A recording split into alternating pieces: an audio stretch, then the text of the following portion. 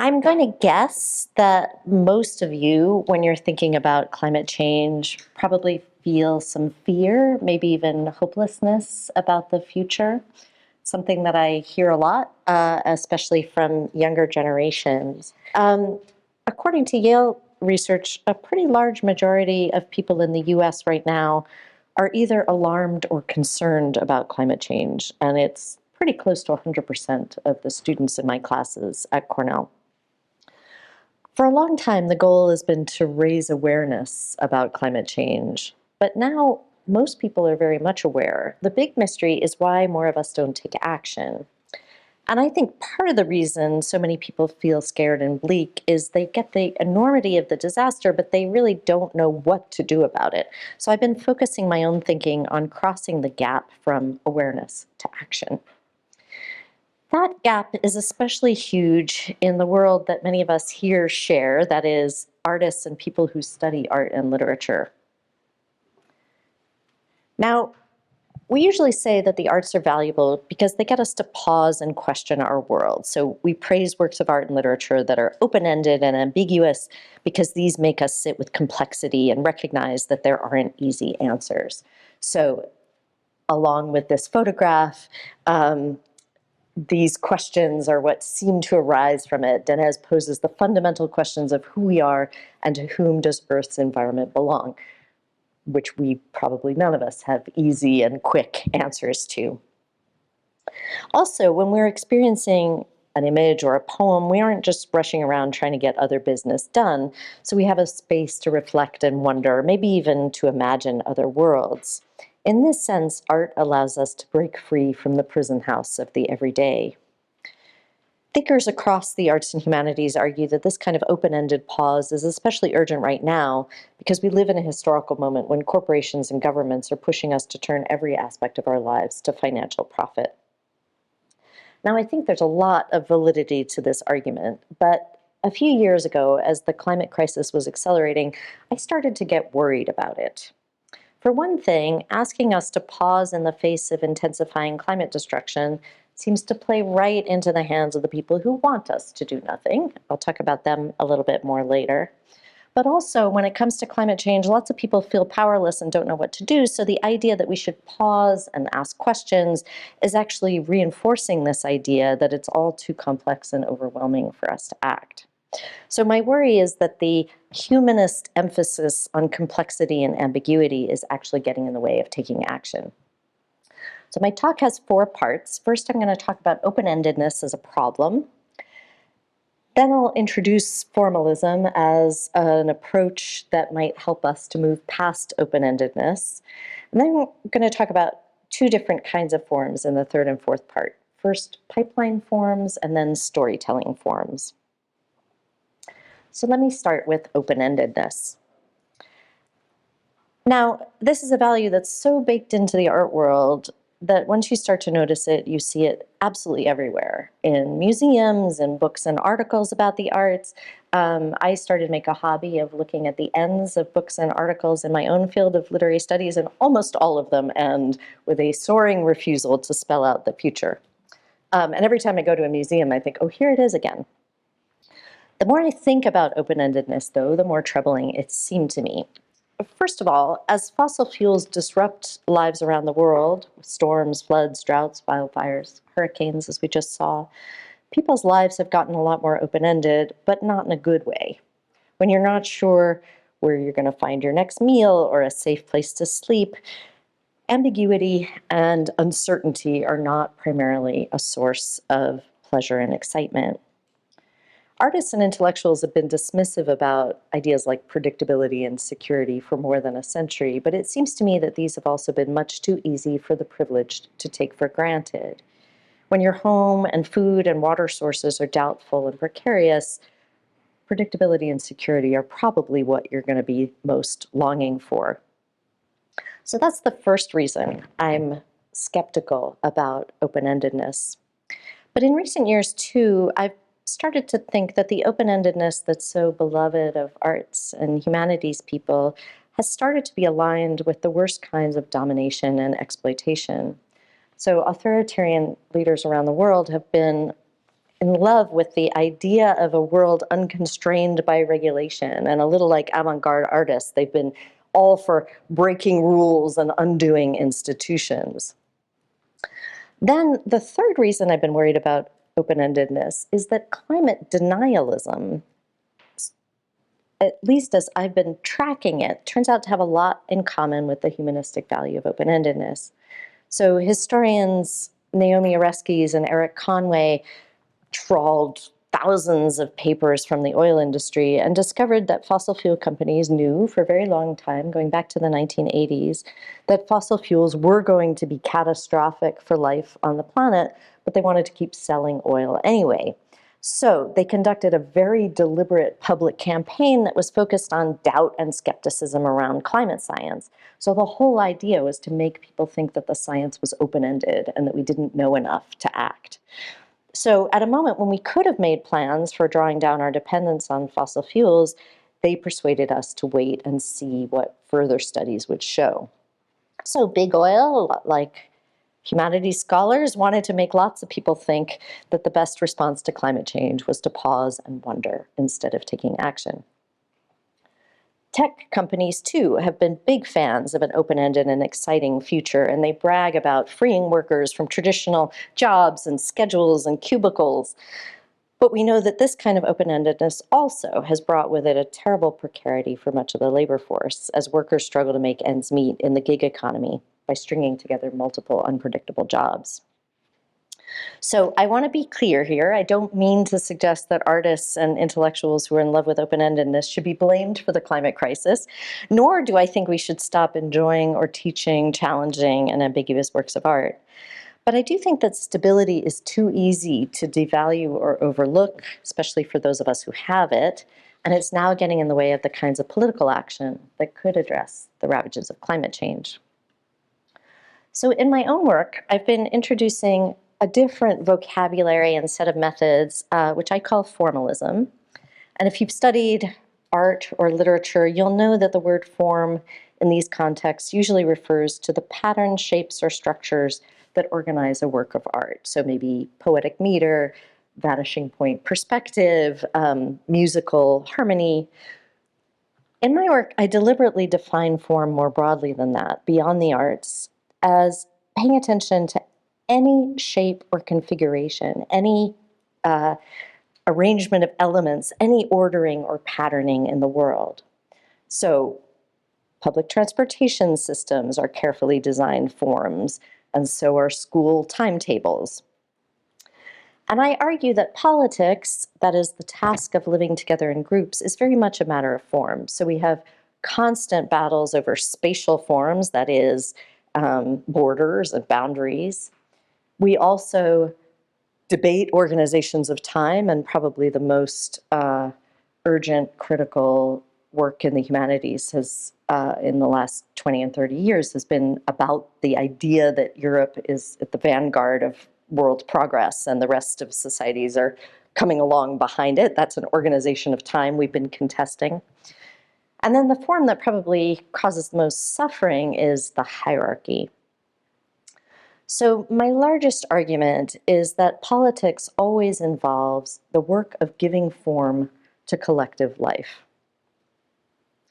Now, to think about how forms work in the world, I borrowed the term affordance from design theory. Affordances are the range of things you can do with certain materials and certain designs. So wax is good for pouring and molding, but it's not good for building bridges. It just doesn't have the strength to afford carrying, trains and cars. The shape of the dining table is great for small-scale conversation, for doing your homework, for writing a dissertation, but it doesn't afford mass protests. So we're constantly living in and with forms like these, and most of them have multiple affordances. So if we think about an enclosed room like this one, it's a great form for protecting us from weather and noise so that we can think and talk together. But it also excludes lots of people who can't get here for all kinds of reasons: national borders, money, transportation. The Zoom option expands access, potentially globally, but it doesn't afford the intimacy of face-to-face conversation. So both of these have good and bad affordances. Across my work, I've argued that because forms have multiple affordances, you can't simply classify any form as either good or bad. And from my point of view, this turns out to have big implications for literary studies and beyond. So it's certainly true that many forms, including racial hierarchies and national borders, are really bad. I don't contest that. But it's because of forms like these that lots of artists and radical thinkers have wanted to say that we should stay focused on breaking free from forms. That is, we should open ourselves up beyond existing constraints. That's our love of open-endedness. It's a kind of push against the constraints of form. So it's an anti-formalism, open-endedness. But that, I think, also goes against something we know about living in common. All human communities depend on orderings, shapings, and arrangements just for the ordinary project of day-to-day survival. So I focused in my recent book on 3 of these: routines of food and rest, pathways for water and waste, and sheltering enclosures. All of these forms are what I call infrastructures of collective life. These are forms we need to have in place so that we can do all kinds of other things like sleeping, eating, learning, socializing, and making art. So most artists and intellectuals in the humanities argue that we should be breaking conventional forms to usher in an unknown future. But what I think we need to be valuing now in this moment of climate crisis are forms that afford continuity, especially the basic infrastructures of collective life, like the steady flow of clean water, nutritious food, and stable shelter. Since these are all increasingly rare, are going to be worse and worse, in worse and worse shape as this climate crisis unfolds. The thinker who I think best articulates the political importance of continuity is Potawatomi philosopher Kyle Powys White, who coins the term collective continuance. For White, it's unjust to disrupt the ways that different communities maintain themselves over time and thrive, including like how they arrange access to water and sustainable food systems. This allows him to make powerful arguments against settler colonialism. And when I first read this argument, it hit me like a thunderbolt. Because as soon as I started shifting my own focus towards collective continuance, it felt like, almost like in an instant, I stopped just defaulting to open-endedness, and I started revaluing stability, predictability, and continuity. And these are all values I spent my whole professional life rejecting. My 3 earlier books all end with open-endedness. So I started to ask instead, how can we go about building and maintaining stable conditions for collective life? And I use a formalist approach to think my way through this. So I want to walk you through an example of my formalist method by turning to pipeline forms. Obviously a form that's incredibly important to environmentalists and one that we generally think of as terrible. And I'm going to try to persuade you that pipelines, although they do have very, very bad affordances, also have some good ones.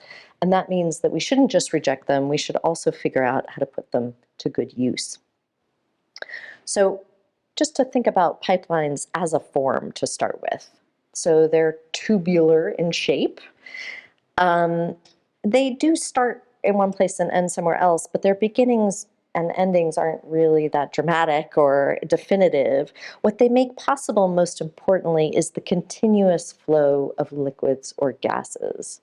So the main affordance of the pipeline as a form is to keep the flow going stably, smoothly, and predictably into the distant future.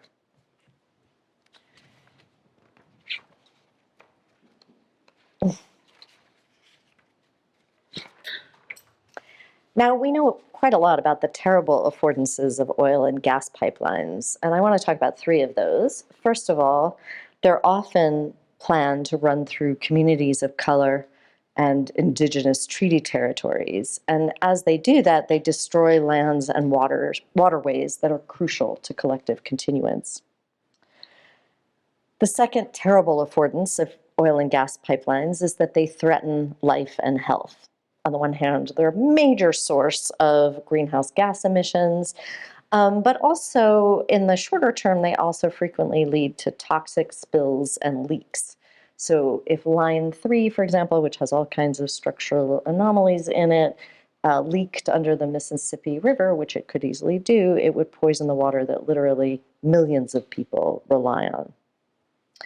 And although the oil and gas companies tell you that this doesn't happen, the leaks happen all the time. I think the most famous is leaks and spills. The most famous is BP's Gulf of Mexico oil rig disaster, which won a safety award on the same day that the explosion set off a fire that couldn't be put out, killing 11 people and leaving the well gushing oil deep underwater.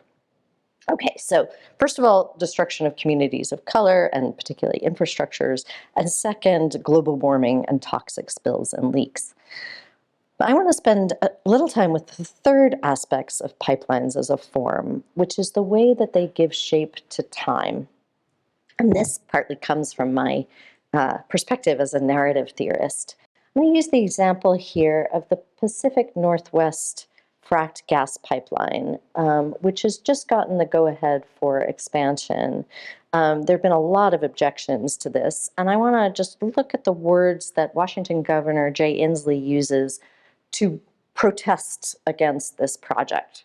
He says, "This decision essentially locks in long-term capital investments that prevent us from reaching our national and state climate goals. It makes no sense to shackle ourselves to a source of energy whose cost will go up in the coming decades." Now, literary critics in the room, you probably noticed the same words that I noticed, which are locks in and shackle ourselves. There's this language of being locked into fossil fuels. And Inslee is right. Once fossil fuel infrastructures are in the ground, it becomes much harder to argue for renewable alternatives. So that's partly because investors balk at closing down a multi-million-dollar investment before it's been fully paid off. But also when gas is the norm, then solar and wind remain kind of outliers that you have to go to trouble and expense to install. So infrastructural investments are ways of ensuring that oil and gas remain the default setting, while renewables are pricier and more inconvenient. The term for this is carbon lock-in. That is new infrastructure that commits us to fossil fuels for its lifetime. So the Pacific Northwest pipeline has a life expectancy of about 50 years.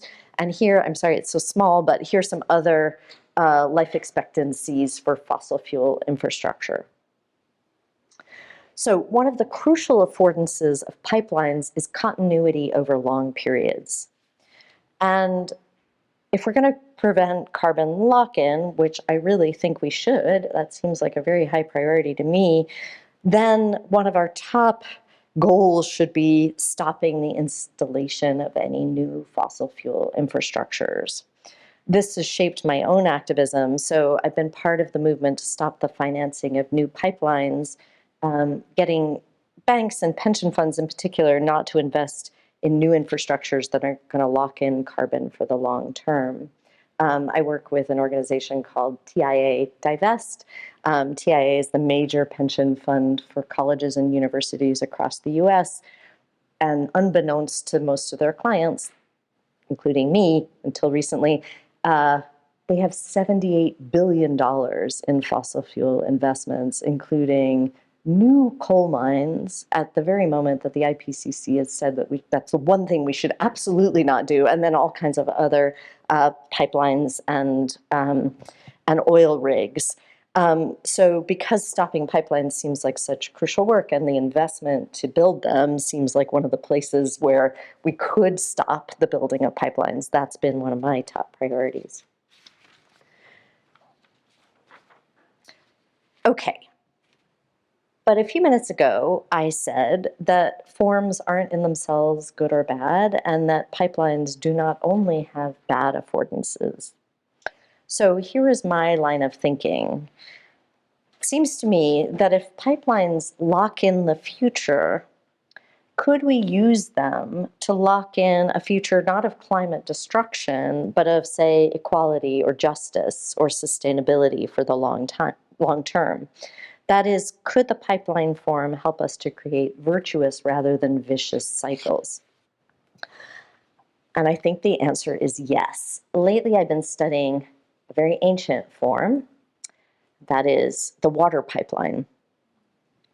Clean water pipelines are among the essential infrastructures for collective continuance. And of course, they don't have to be pipelines, but some kind of pathways for water are essential. All human groups have had to find or build pathways to bring water to and from the places where they live or gather.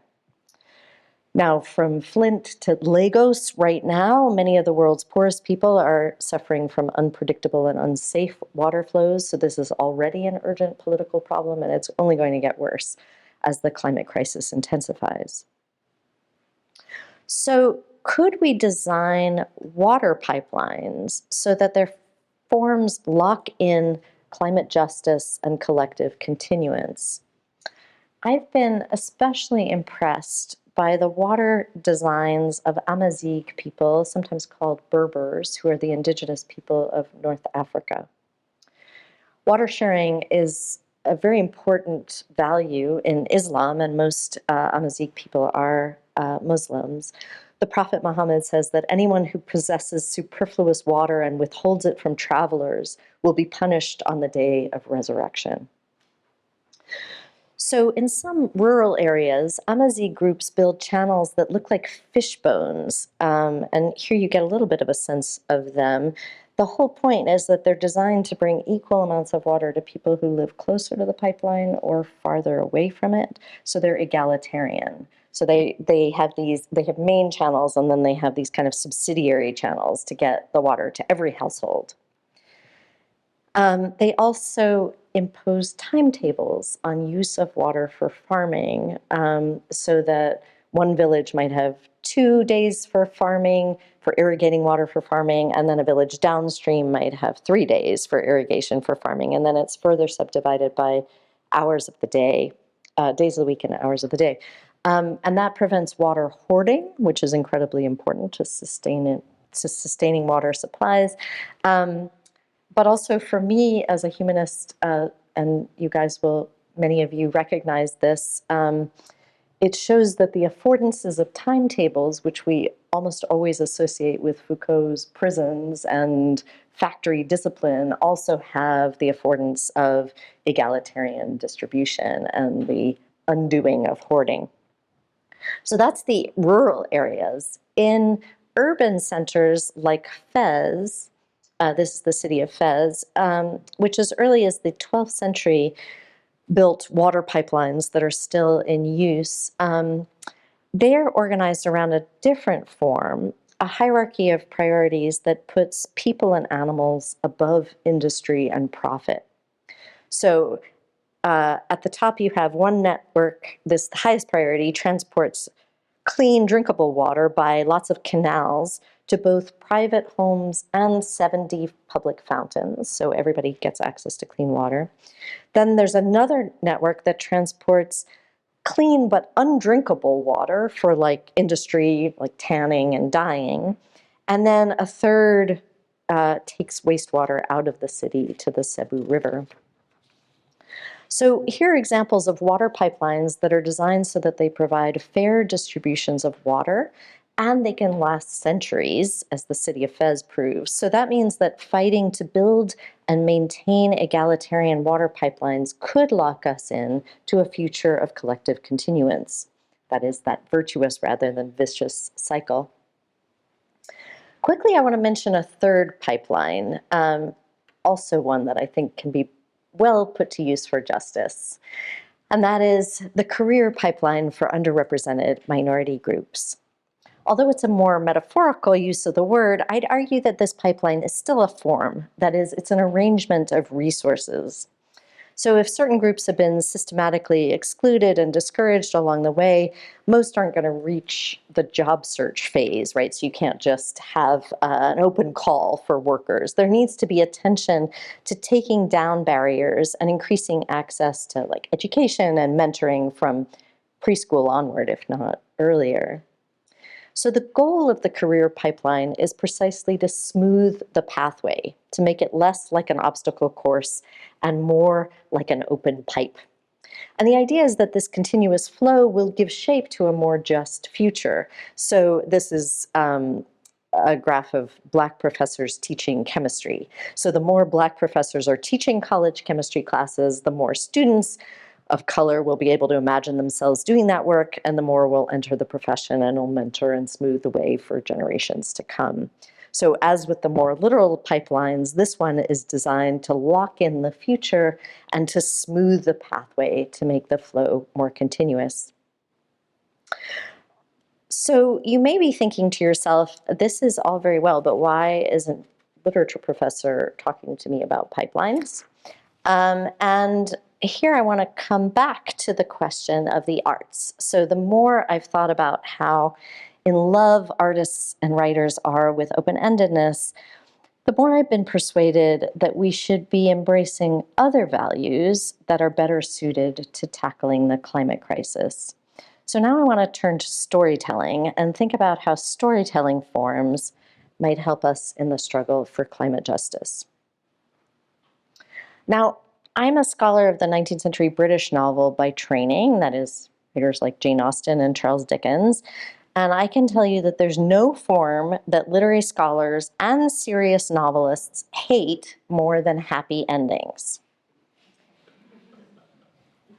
It makes sense, right? Because if people are in love with open-endedness, happy endings are the opposite of open-endedness. They bring everything into a nice, neat package at the end, so we don't have to worry about anything. But what if happy endings have affordances we haven't noticed because we're so attached to open-endedness? There are a few ways that scholars usually criticize happy endings. One is that they require various kinds of sacrifices along the way to the end. So the conventional marriage plot has to get rid of lots of queer characters and homoerotic desires in order to end with marriage. And the detective plot usually has to scapegoat one particular person and remove them from society altogether so everything else can return to normal. But scholars also argue that happy endings make us passive and complacent. So they suggest to us that everything's going to be wrapped up neatly. We don't have to change the world or even think very hard about it. I want to spend a little time rethinking that assumption.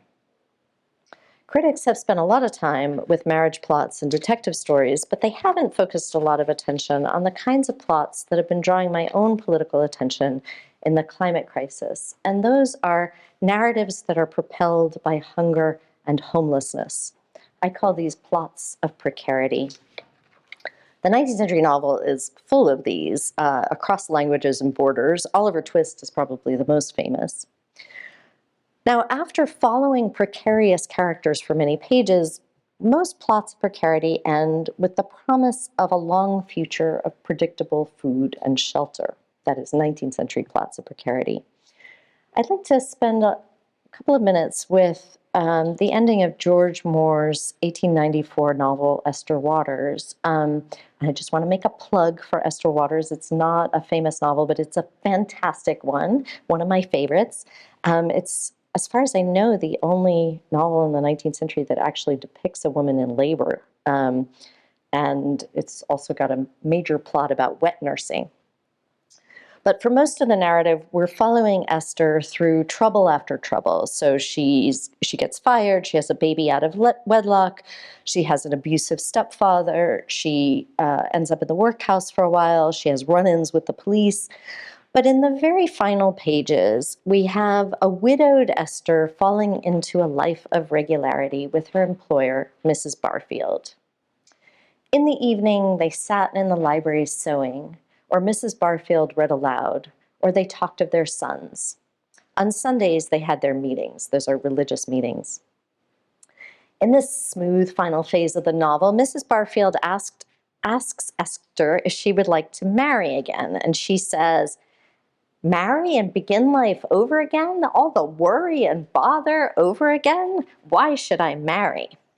So in place of the worry and bother of the marriage plot, the two women agree to work on to the end. So you can see the exact repetition of the phrases, proving that this is not going to be an exciting or adventurous future, just a lot more of the same.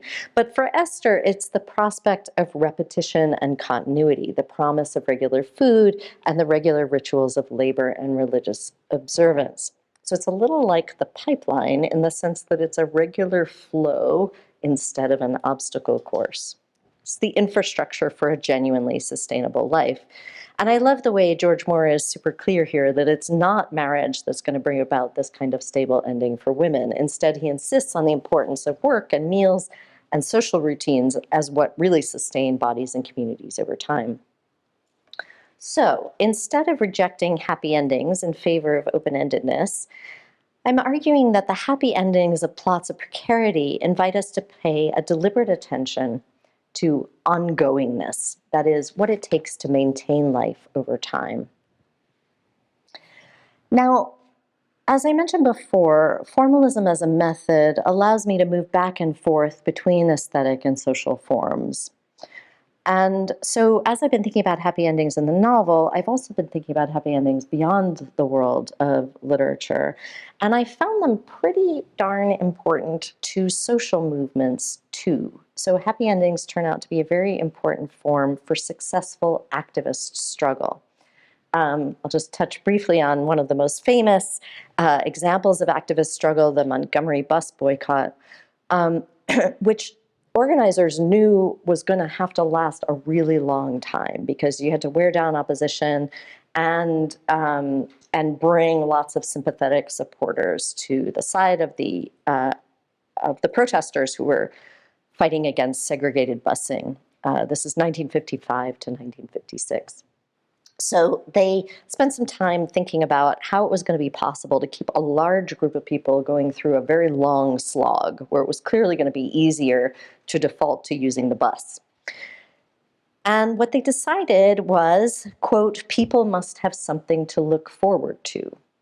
That is, the shared goal or the push towards a specific happy ending was part of what gave collective meaning and purpose to the arduous daily work of boycotting. So the happy ending to the story didn't make people complacent at all. It was all about having a happy ending to look forward to, which kept people going. They did win. But also, winning in Montgomery was one of the catalysts for further protests across the Jim Crow South. So it's historically not true that it made people complacent. So this is a case where the ending doesn't only reinforce the status quo, it also affords activist victories and the reshaping of the social world for justice. Now, lots of people, including quite a few students in my classes, are pretty cynical about activism. They don't think it works. And it turns out that part of the reason for that, this is at least what I'm tracking in my classes, is that they haven't heard stories about activist victories. Sometimes they've heard about the distant ones like women's suffrage and civil rights, but those seem like they belong to a different world. They have often not heard about the incredible accomplishments of ACT UP, for example, which have changed the world for all of us, including ending insurance exclusions for people with AIDS and other pre-existing conditions, and then fast-tracking experimental drugs that have saved millions of lives. My students often also don't know that governments, activists, and scientists came together to repair the ozone layer. I think this is one reason that people are so cynical about climate change. I was myself surprised to hear about this incredible victory in Memphis, where community outcry stopped the Byhalia crude oil pipeline, which was planned to run through a majority African-American neighborhood.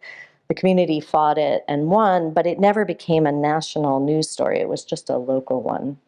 And finally, my very favorite story of activist victories comes from one of my Cornell students, who, when she was in the 4th or the 5th grade, she and her Girl Scout troop decided they wanted to reduce plastic bag use, and they started in Teaneck, New Jersey, where they passed a plastic bag ban, and then they moved through different levels of government and eventually were the major force behind New Jersey's statewide plastic bag ban, which has taken approximately 8 billion plastic bags out of circulation every year. So I always say, if tween girls can have this kind of impact, so can I, and so can you. I do think there's an appetite for activist stories out there. Here's some examples of what I call activist narratives. I don't think they have another name. So these are popular movies and TV serials. And you can see there's not a lot of climate activism among them. These have been very successful, but they're not, a lot of them are about environmentalism. Erin Brockovich, in a way, is, but nowadays it's an old one that's not necessarily circulating. All of these also have very classic happy endings.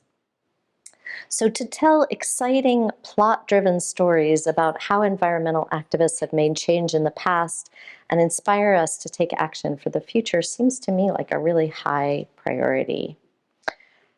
Now, I know that a lot of sophisticated people, including probably you in this room, prefer subtle and complex stories to simple ones.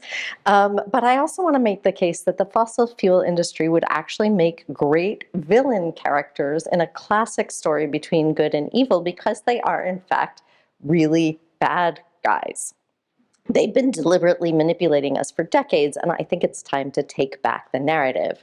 So I mentioned the story of the Merchants of Doubt earlier, but there are a couple of other stories that I think we could tell, in Hollywood or in, visible, exciting, plot-driven forms. So this one starts in the 1980s when the public started to get worried about rising amounts of plastic waste. There were bills being introduced in Congress to limit plastics, and so the plastics industry called a meeting. The feeling was the plastics industry was under fire. We got to do what it takes to take the heat off because we want to continue to make plastic products. That's Larry Thomas, former president of the Society of the Plastics Industry. So the plastics industry, which is also the fossil fuel industry, because most plastics are made out of fossil fuels, had a plan. What did they do? They started pushing the benefits of recycling, despite knowing that very few plastics would actually be successfully recycled. And worldwide, no plastic recycling program has ever gotten above 9%. But that campaign is still very much with us. Whenever I talk to people about environmentalism, the first thing they usually bring up to me is recycling. Sometimes it's how their neighbor doesn't recycle properly. That's maybe the most common. But the most troubling aspect of the story, to my mind, is that the plastics industry kept pushing recycling not only to keep us hooked on buying plastic, which was clearly part of it, but also to get us to think that if we recycled, we were doing enough for the environment and didn't have to think anymore. So here's Larry Thomas again. If the public thinks that recycling is working, then they are not going to be as concerned about the environment. If the public thinks the recycling is working, then they're not going to be as concerned about the environment. He wasn't wrong. So psychologists refer to a phenomenon they call the single action bias. So the idea that if you do one climate-friendly action, then you have the moral license to stop there. You've done your part. So people often say, I recycled that bottle. I'm a good person. I do my part for the environment. And then there's a good chance that you leave it at that. But we also know that recycling plastic isn't getting to the root cause of climate change. We would do much better to shift away from plastic use in the first place. So fossil fuels have been very brilliant about distracting us from the other things we could be doing. Here's another example. How many of you know that British Petroleum is responsible for the concept of the carbon footprint? A couple of you. So this is supposed to get you to pay attention to things like your own individual carbon footprint? Do you bring your reusable bag to the grocery store? Do you cut down on driving? Do you have a plant-based diet? This was a totally genius idea for big oil because it got us to focus about our own decisions, to feel guilty about them, instead of paying attention to their own huge ongoing contributions to climate destruction, including the building of new fossil fuel infrastructures. So it's a distraction technique, and it's worked really well. So what I say is, let's tell stories that keep guilt where it should be on the relatively small number of companies that are still insisting on expanding fossil fuel infrastructure. But I also want to say, let's keep our eyes on collective resistance to big oil. We know that the fossil fuel industry is scared of organized groups who keep public pressure and attention on them, because every time the public starts to get upset about the problems with plastics or with fossil fuels, the fossil fuel companies start a new round of deceptive advertising that works really hard to get us to feel guilty about our own contributions to climate change. As a scholar of narrative form, I think the focus on large collective actions creates an interesting challenge for storytellers. So most dramatic narratives focus on one or two heroes, but climate activism doesn't really need more protagonists.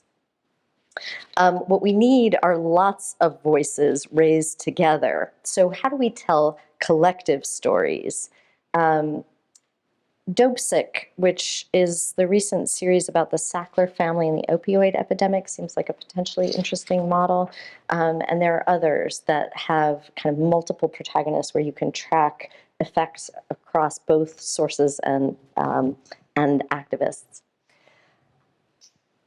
Now, I've suggested that we need big crowds to keep the pressure on big oil, but I think it's really important to note that winning doesn't require that many people either. So research shows that nonviolent revolutions over the past century have succeeded with the support of just 3.5% of the population.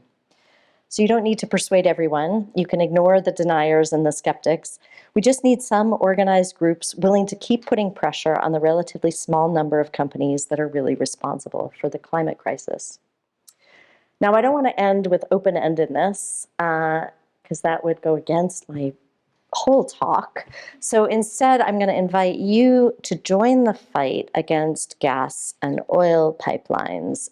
If you have a phone or a laptop with you, let me invite you to pull that out. I'm going to ask you to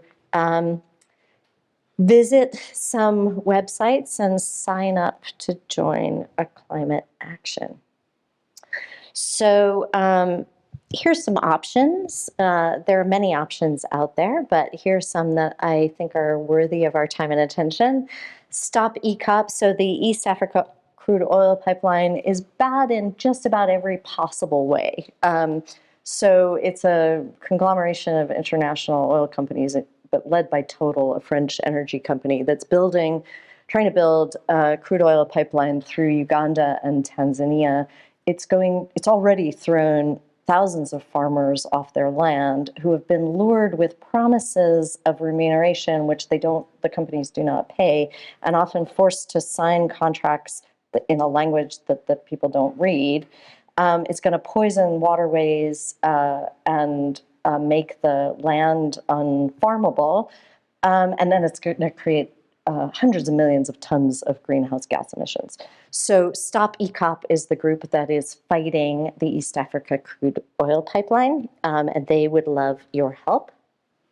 I mentioned TIA Divest, and because we're here at Cornell, I'm going to send around a sign-up sheet so that all I'm asking you to do is to receive the TIA Divest newsletter. You don't have to do more than that, but that could get you started. We always have an action in our monthly newsletter. Some of you may know about Summer of Heat, which has been putting pressure on Citibank in New York City all summer long, and that is going to continue. There have been a lot of arrests and a lot of protests, and Citibank is occasionally willing to meet with the protesters. There seems to be some movement there. And the umbrella organization that you might want to look through for your own bank or any kind of money that you have. Most of you guys look too young for retirement funds, but Stop the Money Pipeline is the umbrella organization that I'd invite you to look at. And please consider giving even an hour of your time a month. Every volunteer organization needs support. That support can be a little bit of research, a little bit of writing. It can be, in the old days we called it stuffing envelopes. Now it's more like figuring out how to format an email. All of those things are useful to activist groups. So in my vision, we'll keep organized public pressure through groups like this on fossil fuel companies and the banks and the investors that are financing them. And we'll be telling stories about effective activism so that we can inspire ourselves and other people to get involved in collective pressure campaigns against big oil so we can take down the bad guys before it's too late. And that is my idea of a happy ending. Thank you.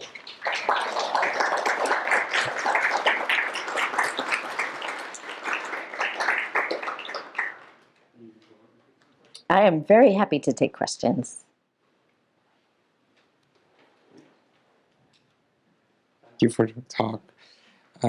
Actually, the figure about the pipeline section, which was about carrier pipeline, was really interesting to me, and I couldn't get a take of that slide, which is, should we just make a pipeline that is consistent with all the stages of carrier life?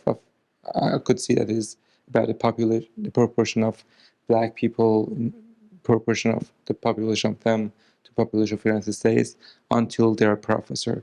Should be like a consistent person of that or no? What is a consistent? Sorry. Should be consistent in all stages. Is it the take from that? Oh, right. I mean, it's interesting to go back to that slide and think about, because it's a.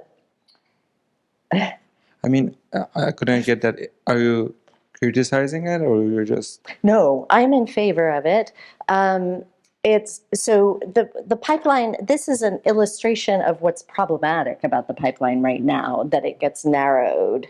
So starting from the population of the U.S. that it is Black to the proportion of first-year college students who are Black, then it gets smaller and smaller and smaller. So the idea is that you want a pipeline to broaden that so that the proportion stays the same all along the way. So should we stay in the forum, or should we just get over the forum and change the forum? You're making a very good point, which is the problem with this graph, which is to say we don't want to stay with this form. We want a pipeline that looks more like a tube and less like a narrowing pipe.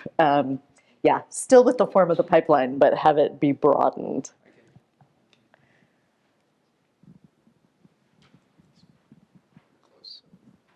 Professor Levine, thank you for a fascinating talk. So you talk about this happy ending and how that sustains that ongoingness for climate justice. So I am curious about if bad ending is doing the same, or are there any examples of bad ending as kind of suggest something about this kind of fighting for climate justice? So are there bad endings too? Or yeah, yes, there are.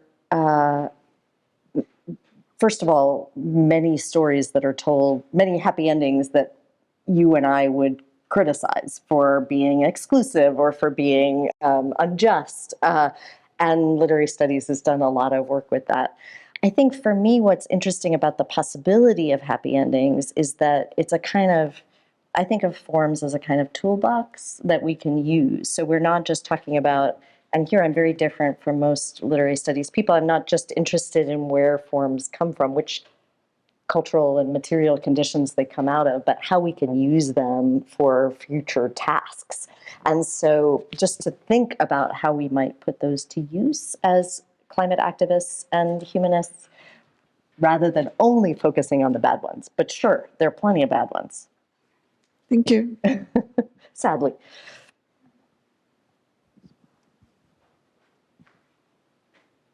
Should I wait or just project? Because there are people on Zoom, we need the mic. but you are good at projecting, Sure. Richard. Hi, Caroline. I have sort of two questions that are related. The first is just whether you had looked at the movie How to Blow Up a Pipeline from a few years ago. Yeah. Because I think that movie in some ways matches some of your criteria and not others, in the sense that we have a collective narrative of this ragtag group of victims of environmental racism and land seizure coming together, but it ends not so happily. So I was kind of curious about where that fits within your schema. And then a related question is about, I guess, the interaction of different solutions to the problem of the material environment and what's been built. How do we determine whether the path forward is to stop it from being built in the first place, destroying it or deconstructing it, or refunctionalizing what has already been left to us, which I think is pretty central to your book's thinking about continuance, is like the refunctionalized pathway. So, Oh, thank you so much, Richard. Yeah, so How to Blow Up a Pipeline showed last spring here at Cornell, or maybe it was last fall, and the producer came to talk about it, and afterwards everybody wanted to know, are you inviting us to blow up pipelines? And he was like, oh, no, no.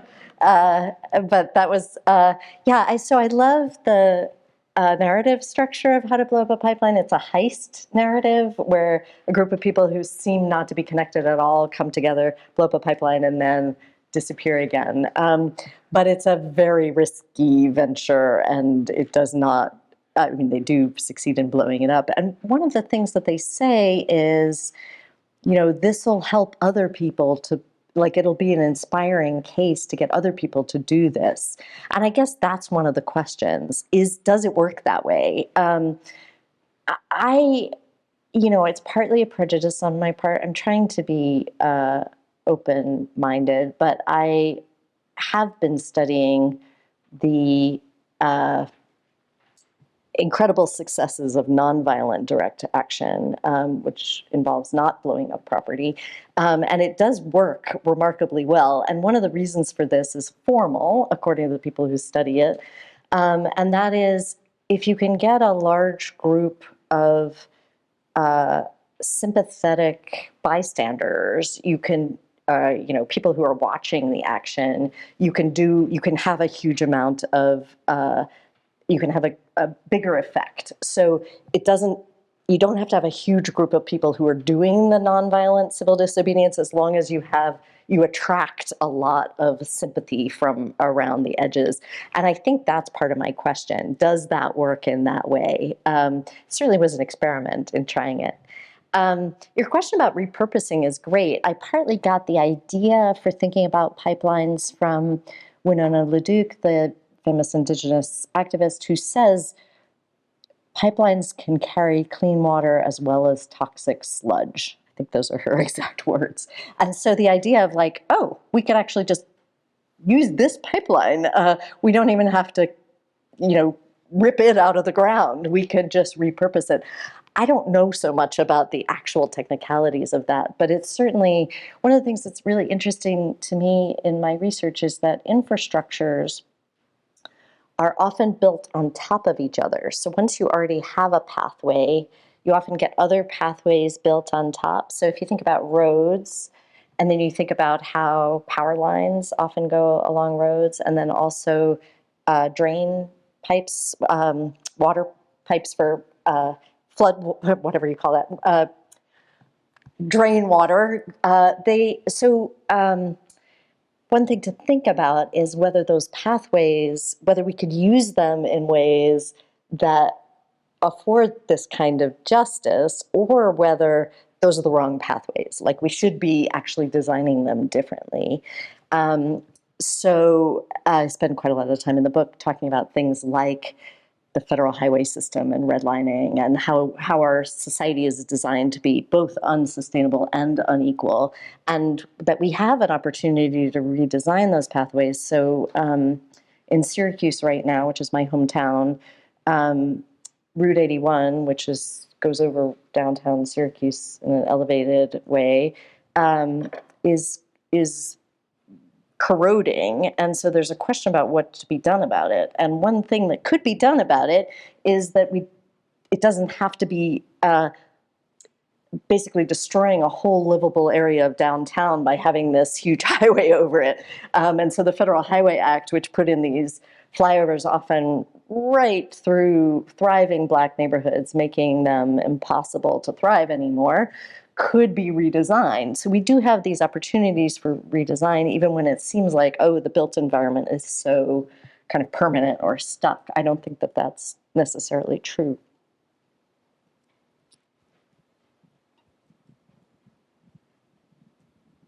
Hi, Caroline.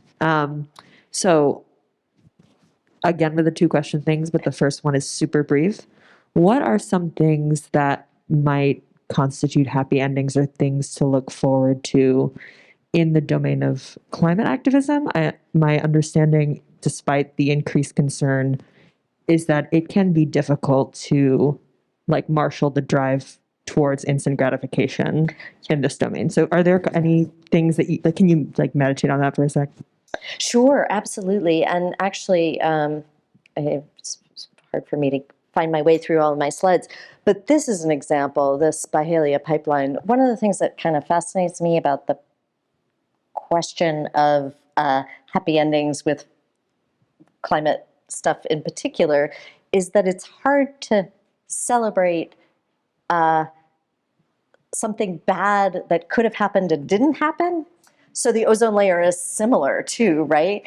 And that's one of the reasons I think stories about activism would be really good, because if you follow this mayor and the incredible like struggles of the people of South Memphis in fighting the pipeline, you get a great story. If you just say the Byhalia pipeline did not go through this neighborhood, it's like you can't even tell what you're grateful for.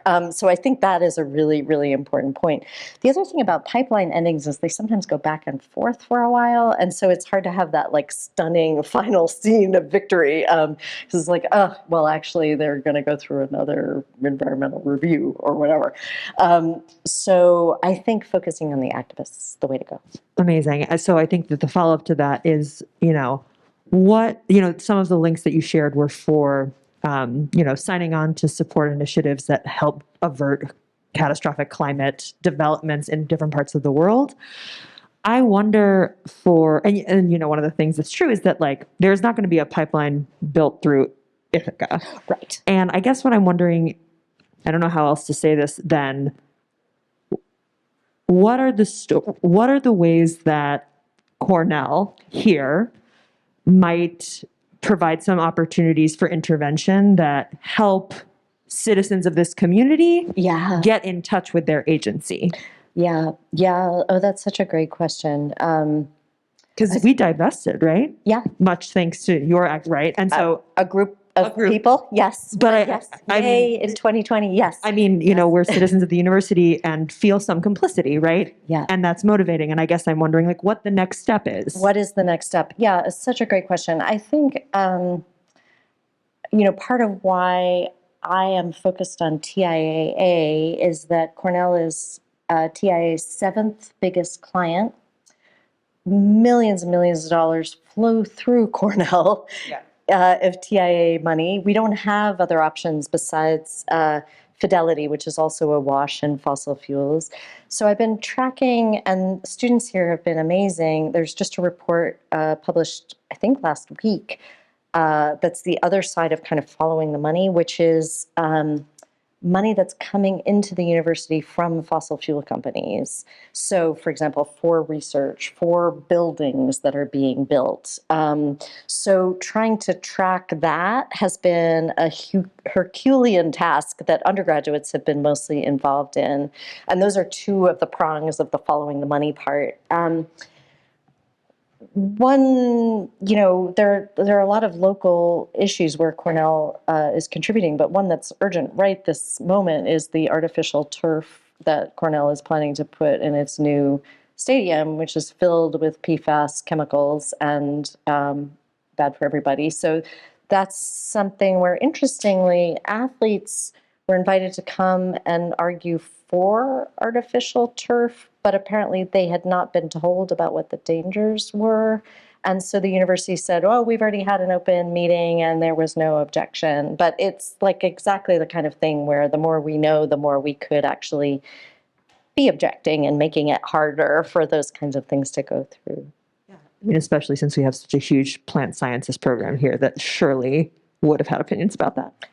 Exactly. Well, and that's one of the, sorry for going on and on, but that's one of the reasons TIAA is so interesting to me as a likely target, because their clients are us. Like, we're educated people who follow climate change and many scientists. So like, why are they bamboozling us?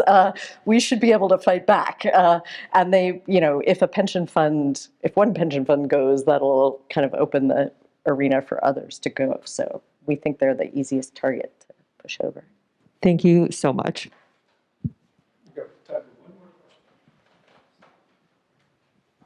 Thank you so much. I'm sorry to steal the last question. I was very curious about the theoretical side of the project. And so I was wondering if you could just say a few more words about the word form itself. And I take it that one of the main contributions of this and previous books is to expand the reach of form from mostly humanistic disciplines to public discourse.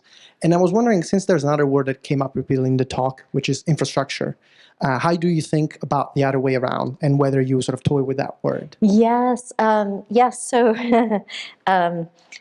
it's a little bit embarrassing to me that in my book that's now called Forms, for many years I wasn't sure what it was called, and I toyed with networks, structures, and infrastructures.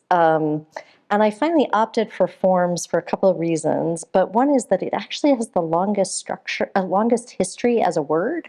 So if we think about it, how deep it goes in, for example, a version of Western culture where Plato and Aristotle are already talking about it. And it's always moved back and forth between the arts and the non-art world. So that's another way in which form seemed like a useful term to me, because, from Plato on, it's like art objects have forms, and so do objects in the world.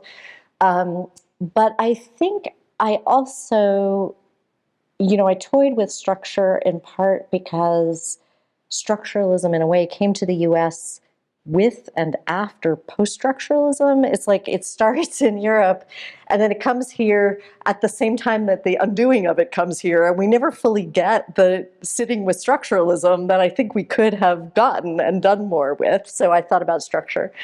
And then infrastructure has gotten so interesting to me as a kind of, I realize I'm in very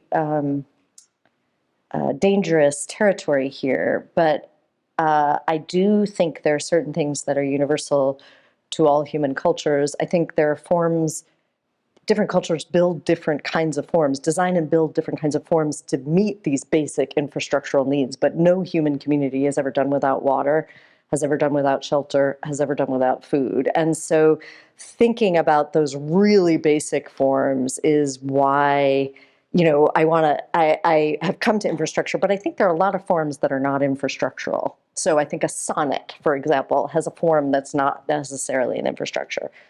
Somebody might want to fight me on that one, but I believe that to be the case.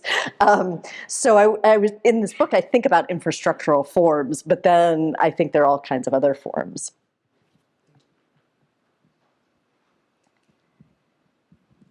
I think we're at time. Caroline, thank you so much. That was really just a wonderful talk. Let's give Caroline a hand for that. Thank you for your questions.